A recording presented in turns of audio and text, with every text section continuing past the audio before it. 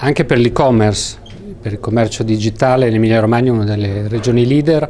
in Italia e sicuramente per la grande capacità